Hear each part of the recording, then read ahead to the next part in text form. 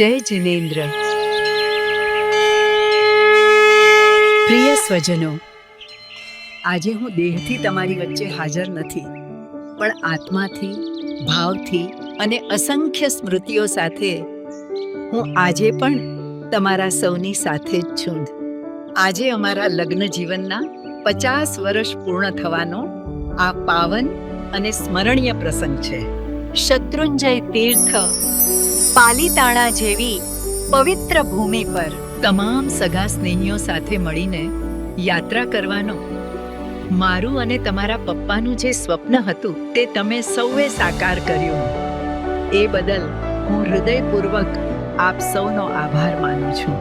પ્રિય શ્રાવક, આજે આપણા લગ્ન જીવનના 50 વર્ષ પૂર્ણ થયા તે તેની તમને ખૂબ ખૂબ શુભેચ્છાઓ પાઠવું છું. મને ખબર છે કે લગ્ન જીવનની 50મી ઉજવણી પહેલા મારી અચાનક વિદાય તમારા માટે અત્યંત દુઃખદ રહી, પણ આનું નામ જ જીવન છે. કોણ ભાવ, ક્યારે, કેવી રીતે ખાધો, એક્ઝિટ લઈ લેશે તે કોઈને કાંઈ સમજાતું નથી. આજ તો વિધિના લેખ છે. ખેર, આપણે સાથે મળીને સુખ દુઃખ, સંઘર્ષ અને આનંદ બધું જ પ્રેમથી સ્વીકાર્યું. તમારો સાથ મારા જીવનનું સૌથી મોટું તપ હતું. આજે હું માત્ર એટલું જ કહું છું, તમારા જીવનમાં હંમેશા શાંતિ, સ્વાસ્થ્ય અને ધર્મની પ્રગતિ બની રહે.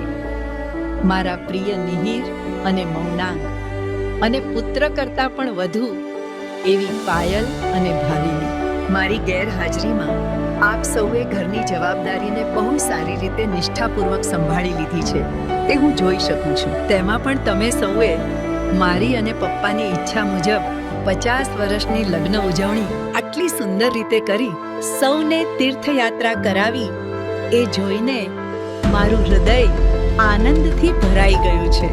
બેટા, હેનિલ, સ્નેહ, હેત્સી, માયરા, ક્યાં છો તમે? સાંભળો છો ને મારી વાત?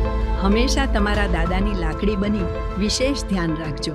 તેમની લાગણી, આરોગ્ય અને મનોબળ સૌથી અગત્યનું છે. અને હા, ઘરમાં પ્રેમ, સમર્પણ અને સમજદારી હંમેશા જાળવી રાખજો. ધર્મ પ્રત્યે વધુ જાગૃત બનજો. જીવનમાં સંયમ, કરુણા અને અહિંસાનો માર્ગ કદી ન છોડશો. આપણા જૈન ધર્મના સંસ્કારો તમારા જીવનને પ્રકાશિત કરતા રહે. આજે હું દેહથી ભલે દૂર છું, પણ તમારા દરેક શુભ કાર્યમાં આશીર્વાદ રૂપે હંમેશા સાથે છું. મારી ગેરહાજરીને ખોટ ન માનતા. જ્યારે જ્યારે તમે મને યાદ કરશો, હું તમારી સાથે જ છું અને મારા આશીર્વાદને અનુભવશો. તમારી સદાય પ્રેમાળ જીવનસાથી અને માતા.